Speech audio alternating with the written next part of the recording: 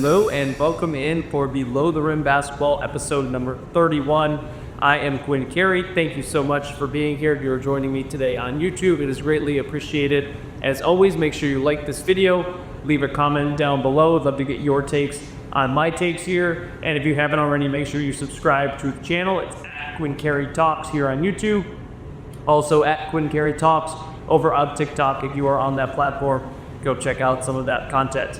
Got a lot to get through here today with not a ton of time. I'm going to touch on the Spurs recap of Game 3. The Spurs were able to steal Game 3 and give ourselves an NBA Finals, make it a bit of a series. And then we had a ton of WNBA action on Monday and Tuesday. So we'll get into all of that as well as our WNBA and NBA Finals top picks here towards the end of the show. But we're going to start with our NBA Finals. Starting with the Game 3, San Antonio goes on the road to Madison Square Garden. And they get themselves their first win of the series, make it a 2-1 series going into Game 4 here tonight on Wednesday. So this was the Knicks' first loss since April 23rd, well over a month since the Knicks have last lost, which is pretty crazy. That ends a 13-game winning streak for New York. San Antonio looks kind of like the team going into the series that we thought we were going to see coming out of the Western Conference Finals. The defense was astounding just across the board. The guards were fantastic. Stephon Castle, Dylan Harper, were really, really good on the perimeter. You had guys like Julian Champagnie, Devin Vassell stepping up, hitting some shots, making some key plays in big moments. And then, of course, Victor Wembanyama, about as dominant of a game as you can have, about as good of a bounce-back game after the turnover and rough first half in Game 2 that you can have for a superstar. So Spurs come out cooking. Wemby and Castle were going just attacking the rim early, getting any day that they wanted pretty much in the paint early. They started off on a 19-9 run, and then things were just kind of super physical there in the first half. Really throughout this entire game, things are just getting super physical between these two teams. You have the Wemby, what is now not flagrant on Jalen Brunson, but what they were reviewing after the fact, where he kind of just pushes Brunson down, and there's video showing that Brunson grabs his jersey. Of course, Brunson grabs his jersey. That's kind of what happens in these physical matchups. Still probably doesn't warrant just shoving his head down, but no arm, no foul for Wemby. The league does it. Give him a play rate. Doesn't add anything to it. But that play for him and after the fact. And then in the second half, you had a good stretch when Karl-Anthony Towns. The Knicks go on a big 8-0 run. They take a lead. Then it's kind of back and forth action all throughout the second. And then towards the end of the second quarter there, going into halftime, it feels like the Spurs have kind of dominated. They've really played super well. They have a small lead. They had the 10-point lead early, obviously. I think it got up to 12 or 14 at one point there in the first half early, and the Knicks kind of battled their way back. Brunson had some looks. OG Anunoby was really good in this one. He goes for 28 points. He was cooking there in the first half. But then you have a little Hart Brunson run of threes where Josh Hart hits a big three. He was good in this one with 16 points. Jalen Brunson, who hasn't shot it still particularly well here in the finals, he gets another big three right before the half. And then San Antonio can't get anything going. Knicks come down, Karl-Anthony Towns get fouled, and they go into the half up 7, and it just feels like, man, the Spurs just dominated the entire first half. The Knicks are at home now. They're finally starting to go, and it very much felt like, holy cow, this Knicks team is about to go 3-0. They're honestly, like right now, I think the Spurs players are going to be better players in their careers, probably would have better careers than several of the guys on the New York Knicks if they are able to keep this team together, keep up the level of success that they've had. But right now, with as young as they are, outside of Victor Wembanyama, and even as we've seen Wemby in stretches here, is still not a super refined offensive player. Still has a lot of work to do on that end and getting his own shot, all of that type of stuff. This Knicks team is just kind of better. And so you're sitting there at halftime, you're saying this team's older, more experienced. They have kind of that clutch gene to this team. And we've seen kind of San Antonio, we talked about it here on the show. San Antonio, when they win these games, a lot of the time it's at a big blowout. And the Knicks are much better winning these close games where it comes down to clutch shot making with Brunson and some of those guys. So at that point at halftime, it's like, man, this is over. This is a wrap. The Knicks are going to do what they do. This might be a blowout. They're going to pour it on. Similar to how I felt when the Knicks got up big in Game 2. And then the Spurs come out in the third quarter. They even things up pretty quickly, end up taking a lead there by about 8 minutes left in the third quarter. So really quickly snatched that small little deficit back and take a small lead. And then it was just kind of an offensive explosion there in the third quarter. Harper was good there in the third quarter. He really struggled shooting as 1 of 8 from 3 for Harper, but I thought provided some really big moments, including a couple of drives, finishes in the paint through traffic, big dunk there in traffic. And then I thought he was awesome on the defensive end, as I touched on earlier, and gave you 9 rebounds, so it was really helpful in cleaning up the glass for San Antonio. So battle back, super high scoring, just some of the best offense that you're going to see. Just really, it was like heavyweight, just blow for blow, back and forth in the third quarter. And the Spurs enter the fourth up 92-91, so very high scoring there in the third quarter. And then we started the fourth, and again, it's anyone's game, and then the Knicks just come out and just can't stop fouling with 8:10 left in the fourth quarter. The Knicks already have their 5 fouls. The Spurs go into the bonus and start shooting free throws from that point. And it did feel, even though the game was close, Spurs had made a little mini run there to start the fourth. I was sitting there thinking, man, this is totally flipped. This now looks like San Antonio is going to be in the driver's seat in this fourth quarter, and they weren't. They just kind of got themselves out to a bigger lead. I believe it was OG Anunoby hits a 3 to cut it to a 1-point game with about 6 minutes left. And then it's like, okay, we'll see what happens here. And then the Spurs go on a little mini 6-0 run, or 7-0 run, and get it up 108 to 1. I think it up 8 points. And then we're kind of cruising for a minute. The Knicks cut it to 4 a handful of times after that, and then including the one possession. The Knicks cut it to 4. They come down. Wemby's late in the shot clock. He's kind of just prancing around on half court, not able to go anywhere. And then just kind of throws it over to Tom Castle on the wing, who just chucks up a deep 3, kind of a prayer right as the shot clock expires when you're up 4 with about 2 minutes left, and nails just Stephon Castle just buries it, and that kind of, in my mind, ended the game. I know the Knicks hit a couple crazy 3s and a couple crazy shots, but the Spurs made their free throws and made it so that the Knicks never really had a chance to steal that game from them late. So that's how that one ends. OG Anunoby again was really, really good. He was one of the ones that hit the 3 there in the quarter. I think it was to cut it to 1, or maybe it was 2 with just like 8 seconds left. So Spurs do what they have to do down the stretch, close it out. The Knicks still look like, if you put them in those situations, obviously where it's a close game late, that's where they thrive, and that's when they really start to come to life. So if you're the Spurs, you got to be a little bit better, put them away earlier, not letting them get some of those looks. But also, it's the NBA Finals, you're going to hit some crazy shots. That OG 3 in the corner was about as good a defense as you can play, and sometimes you guys are just going to hit shots that are pretty crazy, particularly when you are on the road. So San Antonio does everything they need to do. They deserve to win that game, get a little bit of luck on their side late, and they are able to wrap up Game 3 and make this a 2-1 series. And then just going through all the stats. Wemby goes for 32, 8 and 6, 8 rebounds. I would like to see him get a little bit more active on the glass. Dylan Harper, as I touched on, with 9 rebounds, really helped kind of breach that. But I would like to see Wemby just every single game. There's no reason why I shouldn't have 10 rebounds and probably more like 12, 13 rebounds every single game. He does have 5 stocks, those steal and blocks combinations, and he shoots 11 and 18 from the field, 2 of 4 from 3. Super efficient, was aggressive, was decisive, everything that you want to see from Wemby. He was impacted the defensive end, and we did not see any of those moments where he was not looking to attack out on Anthony Towns.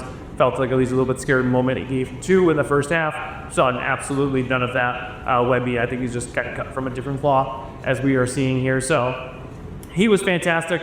Castle gives you 23, 5 and 5 on 8 of 14 shooting, and the 2 of 5 from 3 for Castle is really good to get 40% shooting on 5 threes from Castle. That's huge if you can have him hit those outside shots. Obviously, that one at the end of the shot clock was kind of a prayer, but you hit it. You got to give him props there. And then Harper for the big 3 for San Antonio goes for 13, 9 and 4. Again, a 5 of 18 shooting and 1 of 8 from 3. But again, really, really good defensive effort from Harper, really good energy, and was getting into the paint and attacking and creating for himself as well as creating for others there in the lane. So really good game from the Spurs big 3. Brunson has finished with 32. He's got 32, 5 on 5. Shoots 11 of 25, which is still not great from the field, but a little bit better, a little bit more efficient. 3 of 5 from 3, not terrible, but 5 turnovers, which was not great. And then again, just going down the list, OG Anunoby, 28, 5. Josh Hart, 16, 9 and 5 on 6 of 10 shooting. And then Karl-Anthony Towns, 11 and 8. Not a horrible game for 10 shooting. But right now, we've yet to see Karl-Anthony Towns score a point in the fourth quarter in the series. So that's a little bit of a concern for New York. Hopefully get Cat going, get him in some positions here in game 4 to be more effective, particularly there late as the defense kind of shifts and the game plan changes and teams are keying on him. Spurs are keying on him more and more and making it difficult for him. And then, of course, fourth quarter is Brunson time for the Knicks. Some of those shots do go to Jalen Brunson late, so not necessarily the biggest surprise, but a little shocking to not have a single point from Cat in the fourth quarters of this series. So that's kind of the game recap. Again, we'll see what happens here in game 4. I think we got a little stagnant. I think we got a little bit back to kind of that Brunson isolation ball a lot here in game 3 for the Knicks. He didn't have a great game from Mikal Bridges, didn't have a great game from Mitchell Robinson, who was kind of hit or miss given the free throw shooting and whether or not he could stay on the floor and at giving situations and stuff like that for the series. Did have a great Larry Shamet game. And so just your role players weren't super great, and then Brunson was not super efficient in this one. So what you're going to need is, I think, what we saw was that offense ran through Karl-Anthony Towns that Mike Brown has implemented here along this 13-game playoff winning streak that the Knicks were on, is that you got to give Cat more involved. You got to get the offense kind of running back through him, that Warrior style where he kind of plays the Draymond Green piece offensively that Mike Brown has brought to the Knicks team, this Knicks team. I think we need to see them go back to that, a little bit more off-ball movement for Brunson and the other guys. Guys like Mikal Bridges, you need to look to get kind of cutting in the lane, coming off screens, or back cutting, that type of stuff, to get him some easy looks and either at the rim or in that 10 to 15 foot range that he likes. Get him some situations where you see the ball go through the basket. You get him some easier looks. So that's what I got for our game recap. Obviously, this is a pretty big game for game 4 for either teams here, for both teams here tonight. But I do think that the New York Knicks need to win game 4 of the NBA Finals here tonight. I think, again, pretty obvious, but I do think that the pressure has now flipped after game 3 from this young Spurs team onto the veteran Knicks. I think all the pressure is on them. If they fail with this game, you're going to go back to San Antonio, and I know you won 2 games on the road there, but the percentages, the odds of doing that again on the road is not very high. So if you're the Knicks, you almost feel like you're in a little bit of a desperate position, even though if you win this game, you kind of take a stranglehold on the series. If you lose this game, it's kind of like, it's just that classic everybody needs to win this type of situation. So I expect a really, really great game tonight. Awesome defensive effort for both. But then again, you look at the Spurs team compared to the Knicks team with all the pressure, all hype around them, with that New York City fan base behind them, desperately wanting a title. The Spurs are playing with house of money. They are way ahead of schedule right now, and they've already shown that they can steal a game on the road in New York, and they're on the fly. They're just kind of learning as they go. They're learning on the fly and getting better on the fly.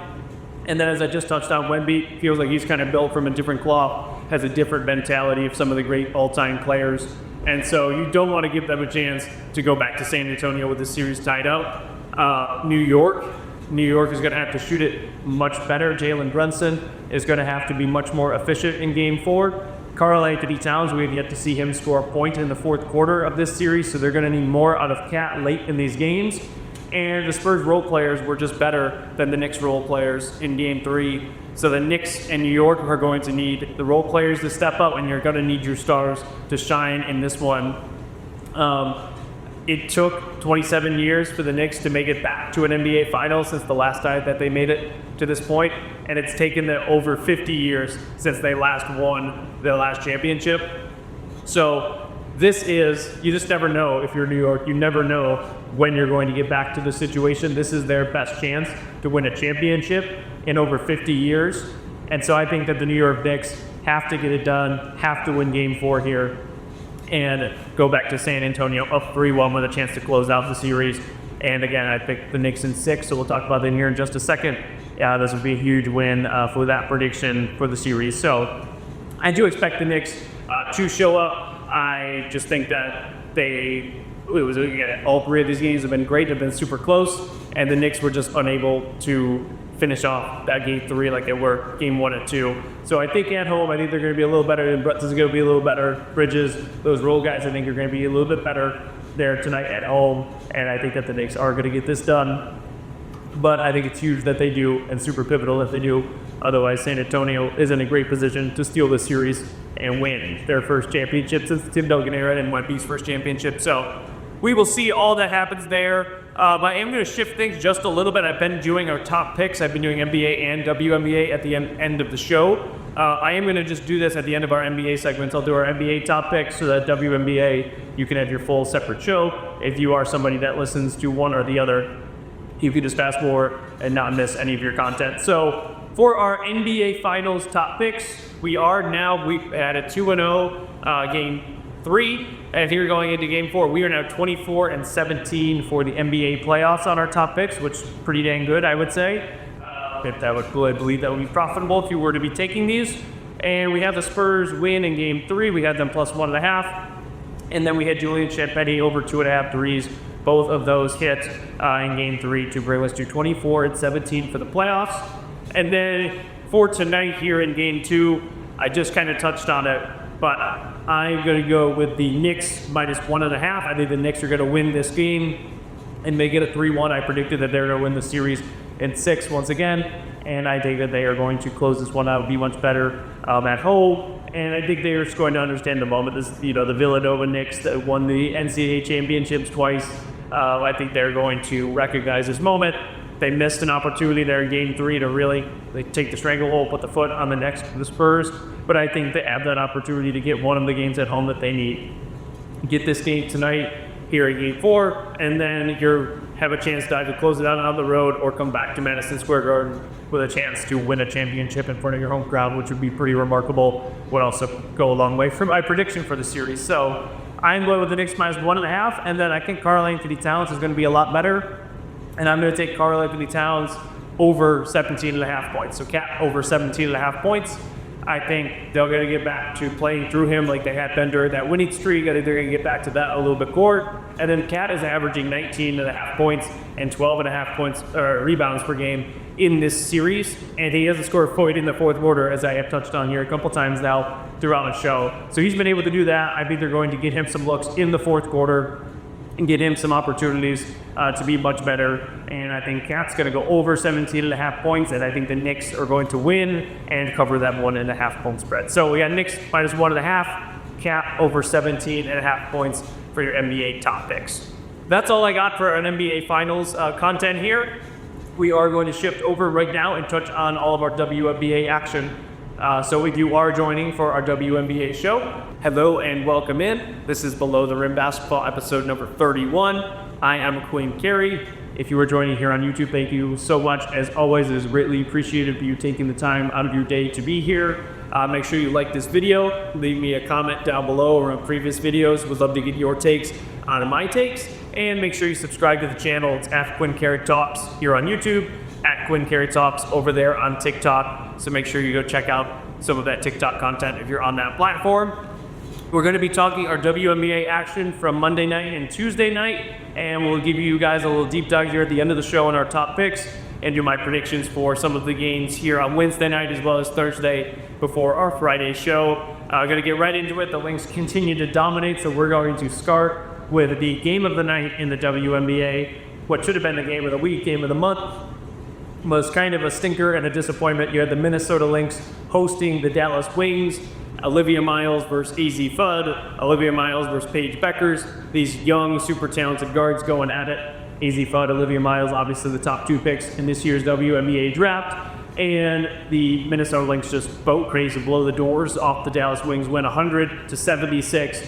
And it really wasn't even as close as that box score and final score indicate in this one. It was over by pretty much the end of the first quarter, and absolutely it was almost 30 points at halftime, and it just felt dead until Paige Beckers hit a couple 3 threes in a row there at the end of the second. Otherwise, it would have been about a 30-point deficit at half for the Wings. I am just going to keep kind of banging the drum on the Olivia Miles for MVP campaign. I talked about that here on Monday. I don't think it's crazy at all, even though she is a rookie. I think Olivia Miles has been absolutely one of the best players in the league. and has the Minnesota Lynx as the number 1 team, winning 8 in a row. They're now sitting at 10-2, have just been dominating the WNBA this season. Without Defisa Collier, again, as I've talked about a ton on this show, you lose 5 key contributors, a bunch of starters, a bunch of key players for you from last season's team. You're without Defisa Collier. Obviously, you have some great players there, Natasha Howard, veteran player who's had a ton of experience, won some championships in this league. If Courtney Williams, same deal, and just one of those electric offensive players. She was really good in the first half last night's game. But Olivia Miles has been the best player of anyone on that roster, is just the most dynamic player on that roster, one of the most dynamic players in the league already as a rookie. And so I'm just going to stay on the Olivia Miles for MVP bandwagon. I think that is something that isn't being talked about enough. I was looking at like odds of who can win the MVP, and she's like at plus 4,000, has very, very low odds of winning it, and that just makes no sense to me. If you're somebody that thinks there might be an edge there, and go out and take that, because it makes no sense. She has been so good, and the Lynx team just keeps on winning with her leading the charge there. And it's clear, obviously, every time that Olivia Miles gets matched up right now with AZ Bud, she is going to looking to make a point, prove a point that she should have been the number 1 overall pick. It still, in hindsight, didn't really make any sense for Dallas because of the way Olivia Miles plays. Her and Paige Beckers are so similar. You could argue whichever one has been better at this point in the season, but both are very, very similar, very dynamic, very exciting, going to be star players here in the league for a long time. But it would have been a repetitive skill set for the Wings, and even though obviously it would be fun to think about what Paige Beckers and Olivia Miles could look like, AZ Fun, particularly long term, as I've talked about here, she is going to fit alongside Paige Beckers much better as that shooter, kind of combo guard, not pure point guard, that needs the ball in her hands, can score off the ball, is really good in her off-ball movement. She's going to be better long-term there in Dallas, but she really struggled in this one, and it was clear Olivia Miles was just kind of going at her anytime she had, any opportunity that she had, going at Paige anytime chance she had, and she was dominant. Miles finishes with 24, 7 and 6, 7 to 10 out from the field, and 2 of 3 from 3. I had somebody in my TikTok comments talking about how she didn't need to work on the jump shot as much, maybe focus more on working going to her left a little bit more. It feels as though she doesn't even work. She's going left, she's finishing, she's hitting threes, and just has been sensational from every aspect of the game. At this point for Olivia Miles, Defisa Collier post-game, they gave a little crown, put the crown on her, which was kind of cool to see. It was a fun little moment, and I think that is absolutely deserving and absolutely representative of how a former defensive player, perennial MVP type candidate every single year, Defisa Collier, views this rookie. So it says a lot about her. Again, this Lynx team is just red hot. One of my biggest misses of the year, definitely going to end up being one of my biggest misses of the WNBA season, given that I predicted that the Lynx, with all of those injuries, with the new players, without Defisa Collier, I predicted they were going to miss the playoffs this season. And they're the number 1 seed and the hottest team, having just won 8 in a row after last night's game. So you had that. Kayla McBride goes for 22, 5 and 4. She was really good at this one. As I said, Natasha Howard as well goes for 21, 4 and 4. She has been a great pickup for them, a great piece to have there alongside Olivia Miles to kind of have that steadying post presence inside. And then you had Courtney Williams, who's so much fun to watch, so dynamic, and just come in as like the microwave and get hot in a second. And she was firing and looking really good early. Finishes with 16 and 8. And just this Minnesota Lynx team, even with all the losses, without Defisa Collier out there, they're just super well balanced. They share the ball. Everyone, particularly in last night's game, everyone is efficient and everyone has a big game. And you just don't know who to guard on any given possession, who to really key on it, focus on any one possession. And then Olivia Miles, the way that she is passing the ball and distributing it, she's just kind of shredding defenses. So you can't really double her or hedge her all that much because then she is just picking you apart with your passing and letting the others play in a 4-on-3 situation. So Olivia Miles has been fantastic, and the Lynx just continue to surge. Paige finishes with 23 and only 2 assists, so again, not a great game from really anyone on the Wings. They really struggled in this one. Paige 9 of 16 shooting, not terrible, but it was 3 of 7 from 3, and the 3 that she were all ready to row there at the end of the first half. So kind of just trying to get something going there in the third quarter to try to get back into it, wasn't able to. Rigay Numawale actually had a solid game. She finishes with 16, 3 and 6 assists. 4 of 8 shooting for Enrique.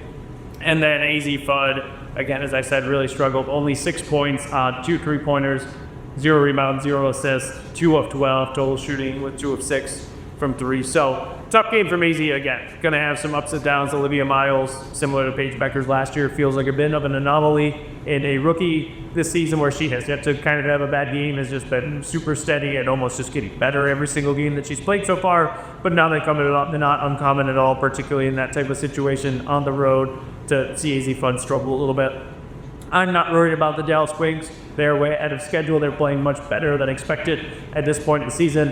And you just ran into a buzzsaw there on the road at Minnesota. So you had that last night. And then the other big game last night, there was a couple big games last night. But that Angel Reese and the Atlanta Dream are taking the Chicago Sky, Angel's former team. A very fitting game for her to record her 57th double-double and her first 75 career games, which is the most all-time in the WNBA. And it's also, they were showing this graphic all over the place yesterday during the game, that is the most double-doubles in the first 75 career games of any pro basketball player in the U.S. So NBA or WNBA, she tied with Blake Griffin for the most double-doubles in her first 75 career games. So congratulations to Angel Reese, once again showing why she's one of the premier players in the W, and all of the haters are pretty quiet this season because she has been fantastic, absolutely looking like a perennial all-star with the Dream there. The Dream have like 3 or 4 all-star players on that roster. They are just loaded. So they're going to be a team that I talked about in our preseason predictions that could be scary and could make a run. They look very dangerous right now down there in Atlanta. They win the second half by 10. It was really back and forth. Chicago showed a lot of fight. Skylar Diggins played well. You had Natasha Cloud had a really good game for the Sky. So they played really well. We're kind of holding the Dream down. The Dream were struggled a little bit offensively there through 3 quarters. And then they have a big fourth quarter win the second half by 10 points. They kind of used a big run late in the fourth to pull away from this one. Again, Angel Reese set that record for most double-doubles, 57 career double-doubles in 75 career games, pretty remarkable. And then she finishes in this one with 17 points, 17 rebounds, along with 4 assists. Only 5 of 12 shooting, not a great shooting night for her in this one. However, she was all over the glass, all over the defensive end.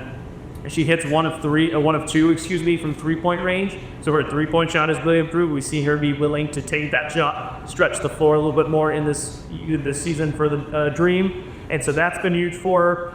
And then you just have just the steady diet of all of those other really talented players. You have Ryan Howard going for 17, 3, and 5 assists. Then you have Naz Hillman, kind of energized everybody, goes for 16 and 6. Jordan Canada finishes with 14 points, 6 assists. And then you get 14 and 4 out of Alicia Gray. Just another super well-balanced attack. Incredibly potent offense from this Atlanta Dream team. And this was actually, I thought that Atlanta, outside of Angel Reese, was actually no one was really playing all that great offensively. They had their moments in the second half, and they had that late run in the fourth quarter. But really, this was not even the best offensive game that we can see from Atlanta, and they were just lethal, and everyone's involved, everyone's scoring, and once again, just another one of those teams that make it so hard to know who you need to stop on any given night. And so they continue to be super well balanced. Any of their starters can go off on a given night. And then Chicago, unfortunately, I think we're starting to see kind of regress back to where they will probably kind of fall at the end of the season, which will probably be around that 11, 12, 13 seed in the league. We're getting a pretty high draft pick next year to go along with Gabriella Hawkes and some of those young players that they have there in Chicago. So great things there. Might be a rough season for Chicago, not a ton to look forward to there, and a little tough stretch of schedule coming up for Chicago here as well. And then just before I get around the rest of the league and get our WNBA top picks here, the last thing I want to touch on is Monday night's game. The Fever beat the Mystics on a buzzer beater, a 3-point shot with 1 second left from Caitlin Clark. Not quite a buzzer beater, pretty much was. But again, Caitlin Clark, she hits a crazy last second 3 to put the Fever up with a second left and beat the Washington Mystics. very exciting. It was all over social media. What a crazy shot. It was Cody McMahon kind of gambles for a three, which you shouldn't do in that situation. But again, this Mystics team is the youngest team in the league, and so makes a rookie mistake there. Caitlin Clark makes her pay berries. It's all on her face, doing her 3-point celebrations. All that, all fine. Huge moment. Obviously, it's the WNBA. All these teams are good. You're not just going to blow out teams all the time. So it was good to see them get that win. And the Mystics are super feisty. I've talked about them a lot on the show. I love the Mystics. I picked them to make the playoffs, which isn't looking very good at this point. Has my 8 seed, kind of that last team to get in. But they're super feisty. They're super young, and they're very talented. And they're going to be really, really good here. Probably need another year, another 2 years. But we're starting to see them get a little bit more competitive as the season's progressed. I hope to see that continue because I really like this Washington Mystics team. I love some of those young players that they have there. And I want to look at the positives for Indiana here, but I'm just struggling to do so because in this one you're up 14 points, but in this one you're up 14 points against the youngest team in the league in the Washington Mystics at halftime. That's a game where you got to go into the second half, put your foot on the throats, and close it out. You are the more veteran, you are the more experienced team. You should be a team that is going to be in the playoffs, going to be a contender in the playoffs. This is the type of game where you need to just put this young team away and be done with it. Particularly with how everything has gone over the last couple weeks, with how the Fever have played on the fort, some of the drama that we've seen blowing up and between the coaches and the players. I want to see in these types of situations when you have a 14-point lead against the youngest team in the league, I want to see you bury that and finish that game out and not leave any question marks surrounding that one. And things have just not been clicking for Indiana clearly, and so I don't know what's going on there behind closed doors. They now have a very winnable stretch coming up here for their next 6 to 8 games. We need to see them start having some dominant front, coast to coast, front to end, just wire to wire wins against some of these younger teams that they're going to be matched up over the next 2 weeks. And if we don't see the kind of dominate, have some wins with some big margin of victory and some in dominating fashion, I think it becomes time to start to panic a little bit for the Indiana Fever and what they're going to look like come the postseason and against some of the better teams in the W. And we will just kind of see, because again, there's not playing super efficient. Caitlin Clark was better in this game. It's still not super efficient. Kelsey Mitchell has really been struggling, unable to find a groove. And Olivia Boston has been solid, but has not really made a huge jump this season. So I don't like what's going out there in Indiana with Caitlin Clark and that crew. Again, they get the win in kind of dramatic fashion. A cool shot for Hale Clark, but just feels like that was a game you had a 14-point lead against this young team. That's one that you got to dominate, and you should be resting your starters there in the fourth in that type of situation, not having to have to play until the final second to hit a last-second clutch shot to win a game against the Washington Mystics the way that they've looked this season. So those are my thoughts from Monday night as well as the other nights last night in the WNBA. Real quick, just going through the Valkyries last night, they get a win at home. Veronica Burton and Gabby Williams both go for 25 points each. They continue to look fantastic. Veronica Burton also with 8 assists in that one. And then you have the Liberty beating the Sun 89-80 on Monday. Stewie goes for 28 and 9, starting to look like that MVP candidate that I predicted. But then the Aces beat the Storm, and then the true MVP, as I talked about, the best player in the world, Asia Wilson, goes for a near 30-point triple-double, finishing with 34 points, 12 rebounds, and 9 assists. Just unbelievable. Jackie Young pours in 29 and 6 assists for the Aces as they continue to roll. So those two teams are top 2 Vegas predictions to win the title in Liberty. And the Aces are starting to roll, and they're Brianna Stewart and Asia Wilson starting to look like those top players on the top teams that we have come to know. So that's what I've got for our WNBA action around the league. We are going to wrap up here real quick with our WNBA top picks to end the show. And we do move to 17 and 15. Had a rough Monday show, going 1-3 on the picks Monday show. So we've gotten pretty far over 500. Now we're back to just 2 games over 500 at 17 and 15. So looking at this, the Fever win, but don't cover the 5.5 Monday. And then yesterday, the Dream Line did move yesterday morning up to about 7 or 8, I believe. I gave it out at 5.5 on the show, so we're going to count it as a win. They do get that cover against the Sky. And then the Wings get blown out against the Lynx. They come nowhere close to covering that 4.5. And then the Valkyries win, but by 6. And we had them -7.5, so they missed that cover by 1.5. So that's a 1-3 day for us on Monday. But here for tonight, Wednesday, as well as tomorrow, Thursday. Tonight on Wednesday, I've got the Sparks, the LA Sparks, -6.5 against the Seattle Storm. You have Kelsey Plum back in the lineup. Sparks are starting to play a little bit better. And then at this point, this is just kind of, if you're the Sparks, you have to win this game. You have to start stringing together some of these games and start having some big wins similar to the Fever. You got to start stringing together some wins against these young teams that are on your schedule here, against these inexperienced teams that aren't necessarily going to be in the mix towards the end of the season. These are games that you got to win, and you got to win convincingly. So I think that the Sparks are going to get it done. If they don't, just like the Fever, we're going to start having some issues and some question marks of what's going on there in LA. But I like the Sparks tonight, -6.5 at the Storm. And then on Thursday, I like the New York Liberty +1.5 and Atlanta. The Dream, obviously, that just touched on, are really, really good. Have been playing incredible. That balance on that roster is super hard to defend.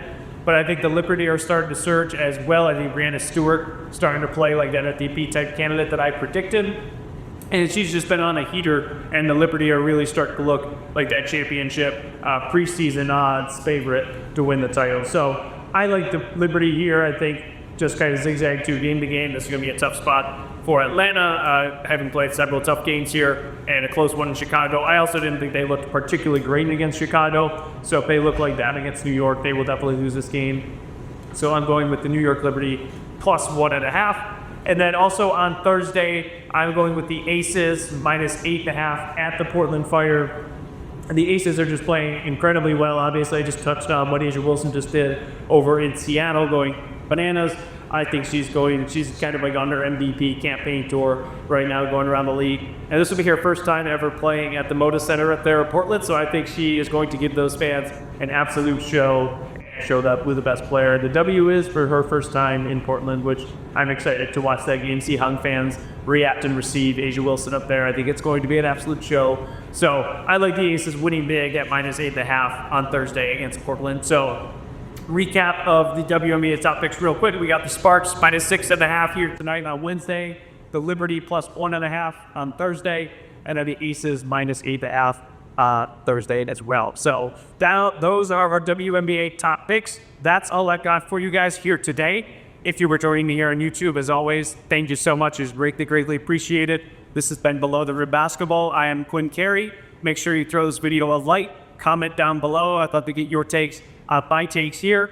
And then if you haven't already, make sure you subscribe to the channel. It's Quinn Carey Talks here on YouTube, Quinn Carey Talks over there on TikTok. We are on the road to 50 subscribers. That's our goal here on YouTube.